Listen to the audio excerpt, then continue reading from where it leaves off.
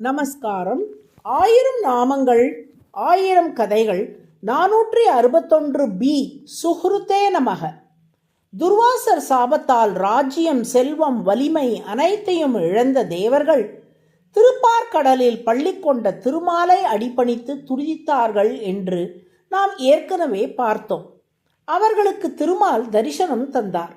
அவருடைய திருமேனி அழகில் ஈடுபட்டு ஆனந்த கண்ணீர் சிந்திய தேவர்கள் அவரது திருவடிகளிலே விழுந்து வணங்கினார்கள். நமோ நமோ விசேஷத்வம் துவம் பிரம்மா துவம் பினாகதிருக்கு இந்திரஸ்துவம் அக்னிப் பவனஹ வருணஸ் சவிதாயமஹ துவம் பிரசாதம் பிரசன்னாத்மன் பிரபன்னானாம் குருஷ்வனஹ தேஜசாம் நாத சர்வேஷாம் ஸ்வசக்தியா ஆப்யாயனம் குரு. திருமாலே, நீயே கதி என்று உன்னையே நாங்கள் சரணமாக பற்றி அடைக்கலம் புகுகிறோம். எங்களுக்கு அனைத்து நன்மைகளையும் நீயே செய்தருள வேண்டும் என்று சரணாகதி செய்தார்கள். இவர்கள் சரணாகதி செய்தவாறே அவர்கள் அதுவரை செய்த தவறுகளை மன்னித்தார் திருமால். தேவர்களே, இப்போது என் பாதங்களில் நீங்கள் விழுந்து சரணடைந்து விட்டீர்களோ, இனி நான் உங்களுக்கு நண்பன். ஒரு நண்பனாக இருந்து உங்களுக்கு அனைத்து நன்மைகளையும் நான் செய்கிறேன் என்றார் திருமால். நீங்கள் முதலில் பார்க்கடலை கடைந்து அமுதம் பெறுவீர்களாக. அதை உண்டால் நீங்கள் வலிமையும் நீண்ட ஆயுளும் பெற்று அசுரர்களை வீழ்த்த முடியும் என்றார் திருமால். வலிமை இல்லாத நிலையில் எங்களால் எப்படி இவ்வளவு பெரிய பார்க்கடலை கடைய முடியும் என்று கேட்டார்கள் தேவர்கள். உடனே திருமால், நீங்கள் அசுரர்களையும் கூட்டு சேர்த்து கொள்ளுங்கள், அவர்களுக்கு அமுதில் பங்கு தருவதாக சொல்லி அழையுங்கள், பின்னால் அமுதம் கொடுக்காமல் ஏமாற்றி விடலாம். இது ராஜநீதிப்படி சரிதான். பசுவை காப்பதற்காக புலியை வஞ்சிப்பதில் தவறில்லை என்று மீண்டும் நண்பனாக இருந்து ஆலோசனை வழங்கினார். பார்க்கடலை எப்படி கடைவது என்று யோசித்தார்கள் தேவர்கள். மீண்டும் திருமாலே ஆலோசனை சொன்னார். பச்சிலைகளை இட்டு பார்க்கடலை நிரப்புங்கள் என்றார் திருமால். அவ்வாறே செய்தார்கள் தேவர்கள்.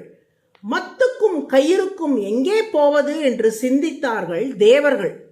திருமாலே கருடனின் தோள் மீது மந்தர மலையை தூக்கி வைத்து அவரே அந்த மலையை திருப்பார்கடலில் மத்தாக கொண்டு வந்து நாட்டினார். வாசுகி பாம்பை கயிறாக சுற்றினார் திருமால். அதன் தலைப்பகுதியில் நின்றால் அதன் விஷம் தங்களை பாதிக்குமோ என அஞ்சினார்கள் தேவர்கள். திருமால் அங்கேயும் உதவி செய்து அசுரர்களை தலைப்பகுதியில் நிறுத்தி தேவர்களை வால் பகுதியில் நிறுத்திவிட்டார். வாசுகி கக்கிய விஷம் அனைத்தும் அசுரர்கள் மேலேயே பட்டது.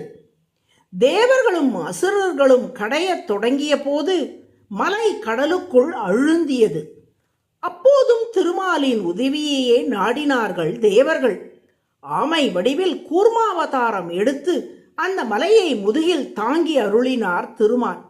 மேலும் தானே தன்வந்திரியாக அவதரித்து அமுதத்தை கொண்டு வந்து அளித்து மோகினி அவதாரம் செய்து அசுரர்களை மயக்கி அந்த அமுதம் தேவர்களுக்கே கிடைக்கும்படி செய்தார் திருமால். இப்படி ஒரு நண்பன் மற்றொரு நண்பனுக்கு ஆலோசனைகள் வழங்கி உதவிகள் செய்வது போல் தேவர்களுக்கு நல்ல நண்பனாக இருந்து ஆலோசனைகளும் வழங்கி அமுதம் பெறுவதற்கான அனைத்து உதவிகளையும் செய்தபடியால் திருமால் சுஹ்ருத் என்று அழைக்கப்படுகிறார். சுஹ்ருத் என்றால் நலம் விரும்பியாயிருக்கும் நண்பர் என்று பொருள். அதுவே சகஸ்ரநாமத்தின் 461வது திருநாமம். சுஹ்ருதே நமக என தினமும் சொல்லி வரும் அன்பர்களுக்கு நல்ல நண்பராக இருந்து அனைத்து நலன்களையும் திருமால் தந்து அருளுவார். நாராயண நாராயண.